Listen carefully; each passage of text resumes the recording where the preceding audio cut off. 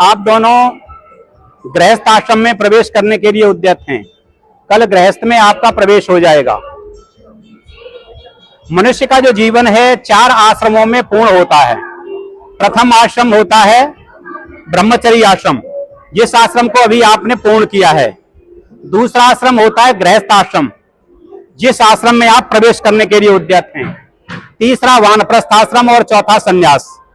चारों आश्रमों का जो जनक है, जो पिता है, वो गृहस्थ आश्रम होता है। सबसे महत्वपूर्ण जो आश्रम है वो गृहस्थ आश्रम होता है।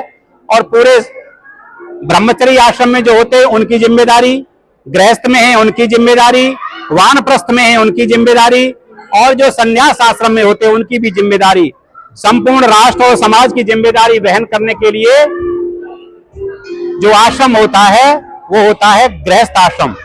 बहुत ही जिम्मेदारी पूर्ण आश्रम है, जिस आश्रम में आप प्रवेश करने के लिए उद्यत हैं। दोनों परिवार यहाँ पर आपको गृहस्थ में प्रवेश कराने के लिए, आशीर्वाद देने के लिए यहाँ पर आए हुए हैं। और सभी ने आपके बड़ों ने ये जब निर्णय ले लिया है कि हमारे बच्चे अब गृहस्थ में जाने के योग्य हो चुके हैं। ब्रह्मचर्य आश्रम में पूरे जीवन को जीने की कलाएं सीखी जाती हैं। उन कलाओं से आप सिंचित हो चुके हैं।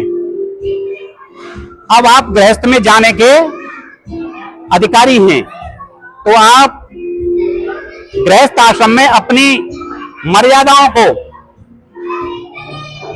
पूरा करें, जिम्मेदारियों को पूरा करें। माता पिता का आशीर्वाद आप पर बना रहे, परमपिता परमेश्वर का आशीर्वाद बना रहे, इस कामना के लिए हम सब मिलकर यहाँ पर उद्यत हुए हैं। और हम सब मिलकर के यहाँ पर आपको आशीर्वाद देते हैं। ऋग्वेद के अंदर एक मंत्र आता है, ओम समंजंत विश्वे देवा समापो हृदयानिनौ शम मात्र विश्वासम धाता शम वैष्टि दधातु नौ। जिस समय वर और कन्या विवाह मंडप में उपस्थित होते हैं वो दोनों इस मंत्र को बोलते हैं। इस मंत्र में कहा जाता है, दोनों प्रार्थना करते हैं हाथ जोड़ करके, हे इस विवाह मंडप में उपस्थित हमारे सभी बुजुर्गों, हम दोनों आप सबको ये विश्वास दिलाते हैं, आप सबको साक्षी मान करके, परमपिता परमेश्वर को साक्षी मान करके, अग्नि देवता को साक्षी मान करके यहाँ प्रार्थना करते, वहां पर दोनों वर और कन्या दोनों ये प्रतिज्ञा लेते हैं कि जिस प्रकार से समंजंत विश्व देवा, 2 नदियों का जल मिलकर के एक हो जाता है।